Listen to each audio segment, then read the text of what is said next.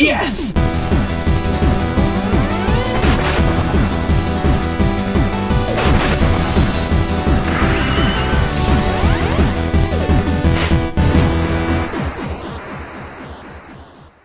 Super Mario Galaxy, the Milky Way mustache. That's Season 4 intro.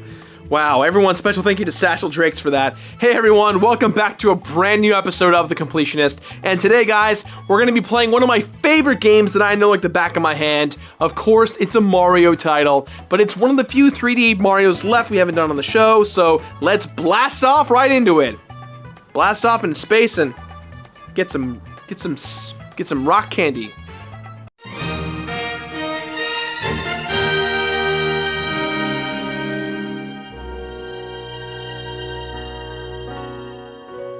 Super Mario Galaxy, one of the precious gems of the Nintendo Wii.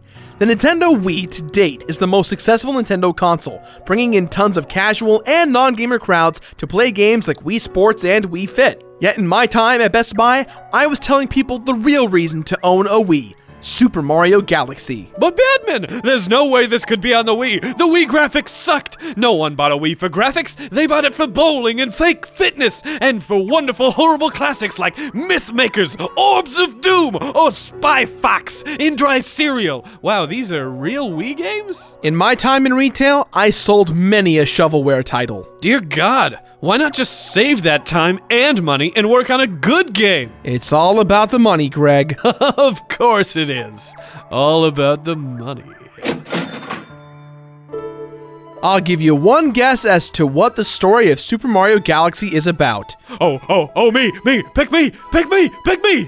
Let's see here. Oh yes, you, Greg. Yes, that's me! Okay, wild guess. Shot in the dark, King Bowser, also known as King Koopa, kidnaps Princess Peach, and Mario not only has to rescue her, but he also needs to get around, say, 70 stars, which includes the 5 grand stars, in the process to free her, but 120 stars in order to complete the game. Bingo! Yes! Except you forgot that the game takes place entirely in space. God damn it!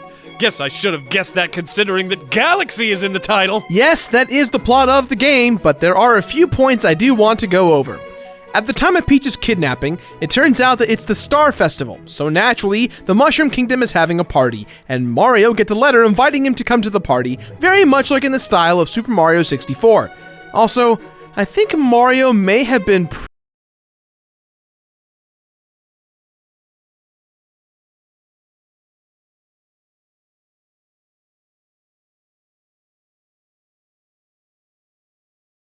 He not only kidnaps Princess Peach, but he summons a UFO to cut out the land of the Mushroom Kingdom and then takes it with him. In this exchange, Mario tries to save the princess, but then he gets blasted off into space and lands on a small planet. He's then awoken by a little bunny that wants to play a little game with him. After finding the 3 bunnies, they reveal themselves to be the star beings known as Lumas. They deem Mario worthy of meeting their caretaker, Rosalina.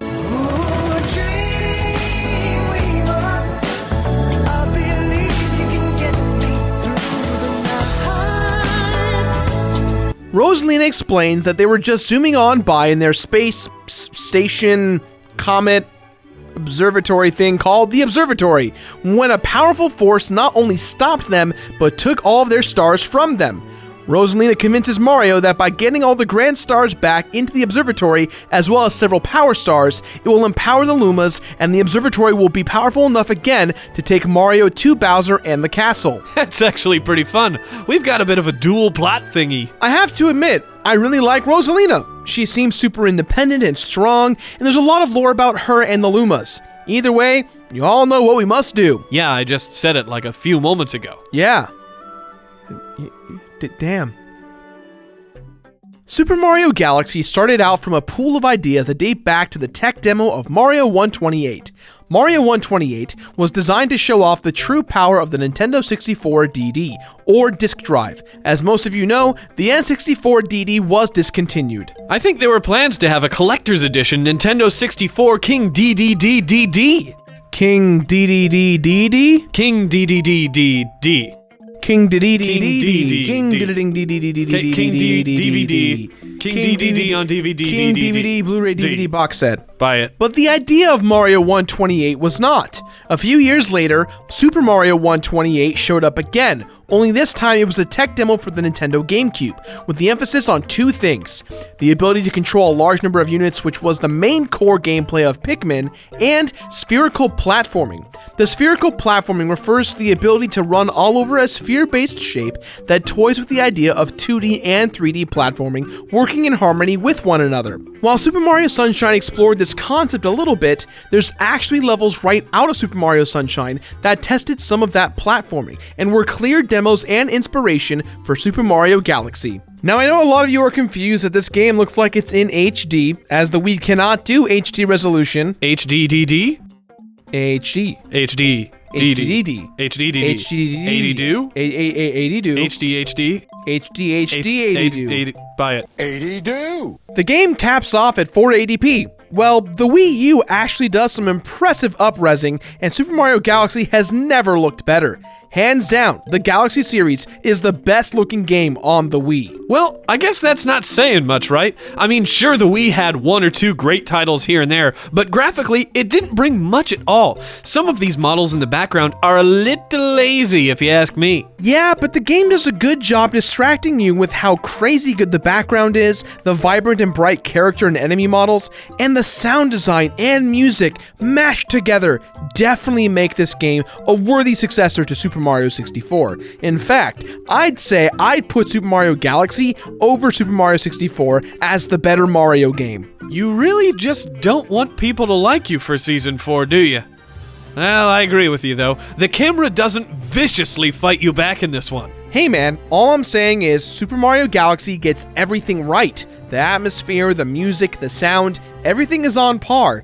But there are two unfortunate problems with Super Mario Galaxy that, since replaying, I kept running into.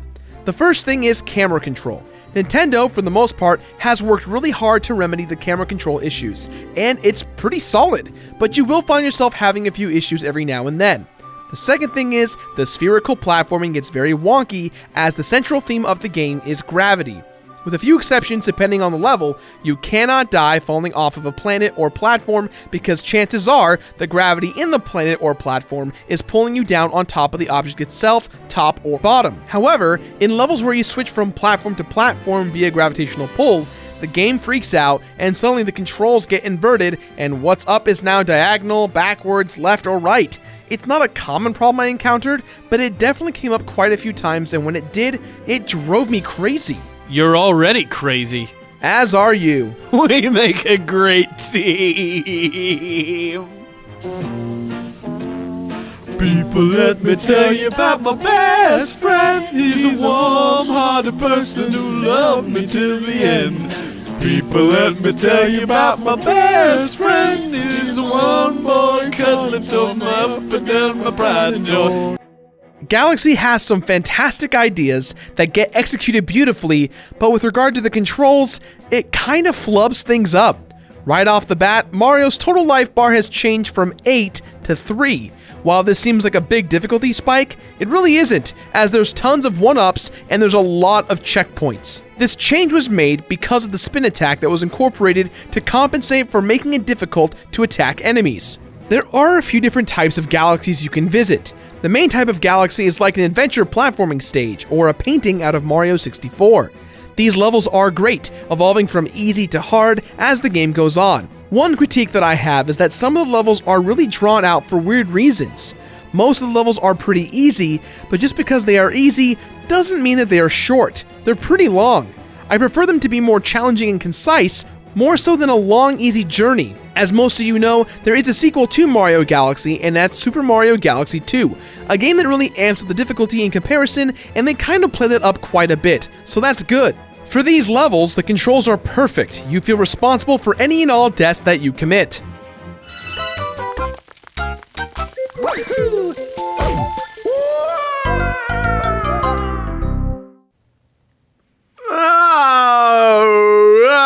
I'm so sorry. I didn't know. If I had known, I would have done it better. I'm so...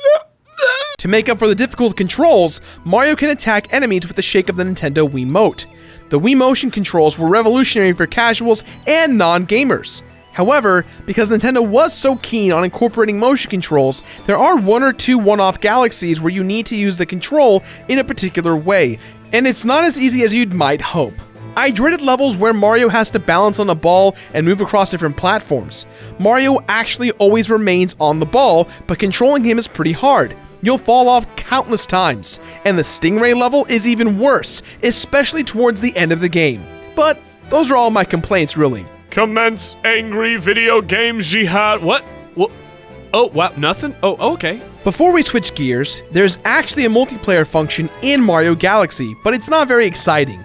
Using a second Wiimote, someone can collect star bits, which are the galactic currency you'll need to feed hungry Lumas and hold enemies in place. Funny little side story here. One of the first games Greg and I completed together in college was Super Mario Galaxy 1 and 2, and surprisingly enough, having a second player actually helped a lot. Too many close calls where a bullet bill would come and almost kill me, but then Greg would catch it just in the nick of time. With great power comes great responsibility. I also messed with Gerard quite a bit. Mario Galaxy, up to the point of its release, became the Mario title that had the most power-ups in a Mario game. For whatever reason, in space, we've got a bee suit, which lets you fly around temporarily. There's an ice flower, which lets you shoot ice skate, and leaves an ice trail behind you. The spring suit, which I personally hate the most, lets you jump very, very high, and you've got your returning powers like the star power and the fire flower. That spring suit reminds me of some weird Banjo-Kazooie rare transformation. The Observatory is a fascinating overworld that really helps build the overall world of Galaxy. Each level portal is based off of a part of the ship. The kitchen, the terrace, the secret garden, you get the point. The bathroom, maybe not that one. Like previous Mario games, every level has an objective to find the Power Star. All main adventure levels have 3 stars to begin with, but as you get further into the game, you unlock more stars. Every one of these levels has a hidden star, as well as 2 comet stars. Comet stars are where you will replay a level, but the circumstances may be different. You might have to fight the boss with maybe 1 hit, enemies may move faster, maybe you'll have to race the shadow version of yourself. These comet stars will test your skill, and when it gets down to the last few stars, you'll be grinding your teeth as you unlock the purple comets, which have you collecting 100 purple coins. Perhaps that's not worth grinding one's teeth over? When you've collected enough star bits and fed the hungry Lumas, you'll unlock new galaxies that need to be completed as well. All of this will add up to 120 stars eventually, being our completionist goal.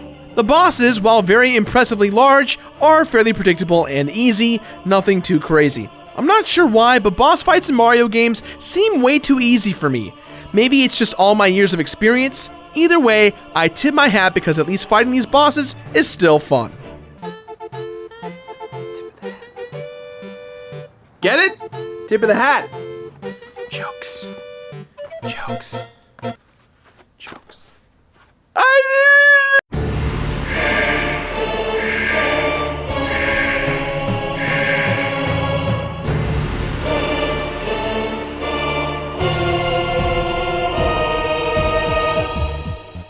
So at the very least, you got around 60, 70 stars, you got all the grand stars, and it's time to be reunited with your special one, Princess Peach.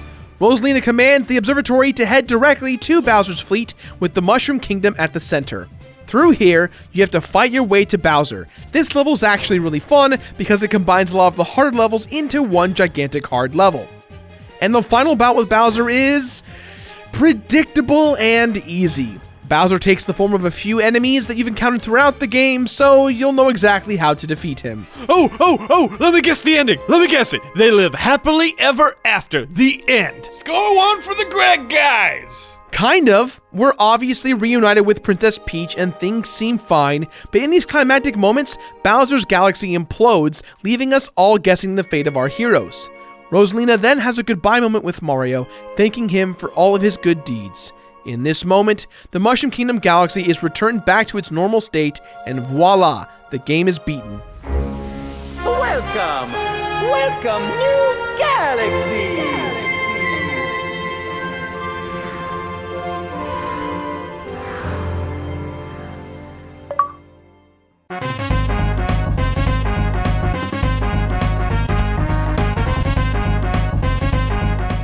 Now, Gerard, correct me if I'm wrong, but you can't actually complete the game upon a first playthrough, right? Correct. After you beat Bowser one time, the rest of the game will become unlocked to finish out the last 30 or 40 stars, depending on how many stars you have left when you beat the game.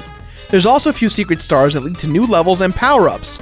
If you get the red star in Gateway Galaxy, you'll be able to soar all over the overworld with great ease. Getting all 3 green stars opens up 3 more levels that focus on the horrible motion control mechanics, and these levels are really hard. Also, the purple coin comets finally appear, so you have to do all of those missions as well. Purple coins? I bet old Brutal Moose would be way into those missions. His favorite color's purple. Don't believe me? Watch his videos. Purple. Purple everywhere. After obtaining all 120 stars, you'll have to beat the game once more. Upon beating it, you'll be rewarded with the ability to play as Luigi, Super Luigi Galaxy, which means you've got to play the game all over again. Playing as Luigi, in my eyes, makes the game easier as Luigi can run faster, and I feel like he can actually jump higher as well, but I'm not exactly sure of this. Completing the game as Luigi, which means getting all 120 stars again and beating the final level twice, will unlock the Grand Finale Galaxy, which is the opening star festival without all the destruction. It's a purple coin level. Getting all 100 coins will grant you a total of 121 stars, and your death counter will now be displayed on the files you've played. Also, you'll be given a little picture of Luigi and Rosalina in the style of a thank you screen. I feel so thanked. There is one more Easter egg you can discover, which to me is very bizarre and it doesn't make much sense. If you collect 9,999 star bits, any level that features coconuts have now been swapped out for watermelons.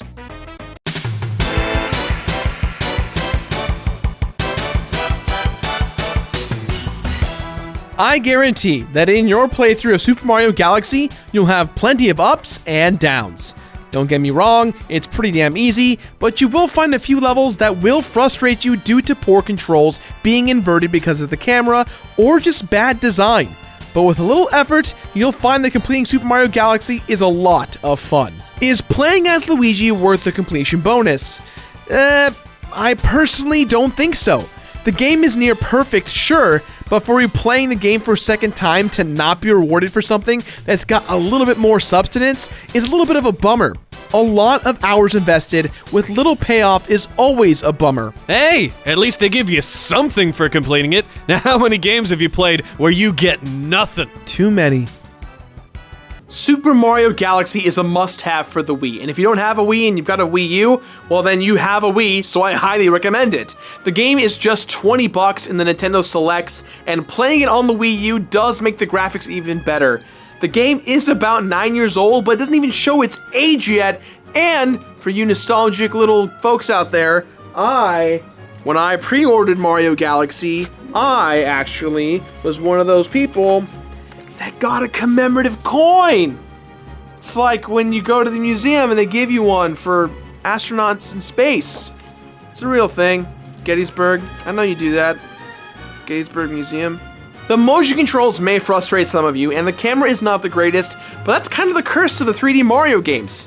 Completion bonus-wise, playing as the secret character is a blast, but replaying it for that last level for a total of 121 stars is pretty subjective, depending on how you gauge your completion bonus. With that in mind, guys, this game gets my completionist rating of Finna-Peat-It. Finna-D-D-D-It! Hey guys, I just want to say thank you as always for watching today's episode of The Completionist. Today's episode is brought to you in part by Audible.com. Now, if you want to show your support for The Completionist, check out this link right here or in the description below, audible.com/thatone. Now, for those of you guys who don't know what Audible.com is, it's a place where you can listen to over 150,000 books. That's a lot of hours of books. The link will take you to sign up for a free 30-day trial, and if you don't like it, you change your mind, you hate me and my stupid face, you can always cancel it hassle-free, no problems whatsoever. So I'm going to admit I don't read books very often, so this is actually really perfect for me. And I myself downloaded from the suggestion of Alex Fossiani, Reality is Broken, Why Games Make Us Better and How They Can Change the World by Jane McGonigal. It's really interesting. It's really been inspiring for me when I'm writing and working on The Completionist, because it reminds me of how video games not only shaped my career, but also changed my life in so many different ways, and it really emphasizes how you can take real-life problems and solve them with video games, and I think that's really fascinating, and that's something that's really positive that's kind of forgotten about in the mix-up of all the craziness of the world today. So I definitely recommend it. Hey guys, don't forget to subscribe! Also be sure to check out our previous videos, and of course it's Friday, which means we've got another brand new Spotify playlist and article for you guys to check out over at thatonevideogamer.com. Now, back to you, That's all the time we have for today, guys. So as always, let us know what your thoughts are about today's episode in the boxes below, or on Facebook, or on Twitter, or on Tumblr, or Instagram, or if there's too many websites to look at, Spotify, thatonevideogamer.com. I just got a text. Jesse Cox texting me, and your twitch.tv/thatonevideogamer. You can say something to my face, or thatonevideogamer.com/forums. That's not the link, but that's where the community is, and that's where I'm hanging out a lot talking to you guys. Let me know what you think about today's episode. And if you made it this far in the video, first off, thank you for being here. Thank you for still talking and watching and being a part of this. Tweet at me something funny. #what's good. What's good? Because all we need to be is good to one another. All you need is love. #best friend. #cue music. Cue from Greg. People, let me tell you about my best friend. He's a warm-hearted person who loved me till the end. People, let me tell you about my best friend. He's the one boy cuddling tore me up and down my pride and joy. People, let me tell you about my best. Must be so much fun. Friendship in the park and the dogs in the sun. Talking about my best friend. It's my best friend. D on Blu-ray box set. Buy now, Amazon. He's my best friend. Friendship. We're your friendship. Had a friend. A friend like me. A friend, buddy's friend. Like well, buddy's and a friends, a friends, a friends, a friends, a friend like friends, friends and friends. Buy it.